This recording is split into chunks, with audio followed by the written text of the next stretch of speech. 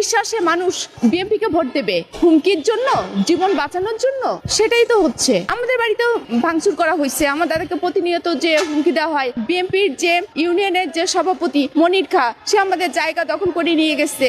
দুইবার আমরা অনেক কষ্টে ছাড়াই নিয়ে আসছি। তারপরে আমাদের মার্কেটে তালা লাগাই দিছে। তার ছেলে পেলে এবং সে এসে আমাদের বাড়িতে লুটপাট করে নিয়ে গেছে, আমাদের দোতলা বিল্ডিং ভেঙে চুরে নিয়ে গেছে। আমার ছোট ছোট ভাইপো 3 বছর এবং 5 বছর, আর বৃদ্ধ মা। আমার মা একজন মুক্তিযোদ্ধার ওয়াইফ।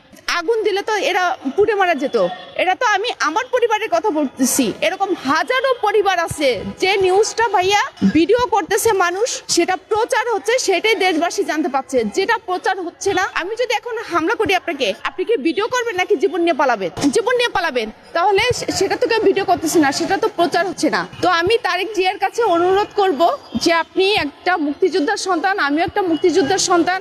আপনি একটা দলের প্রতিনিধিত্ব করতেছেন, আপনি আপনার দলের নেতা কর্মীদের নিয়ন্ত্রণে রাখেন অথবা বহিষ্কার করেন। তা না হলে কিন্তু আপনার বদনাম হচ্ছে। অন্যায় করতেছে তারা, কিন্তু শুনতে হচ্ছে বিএনপি।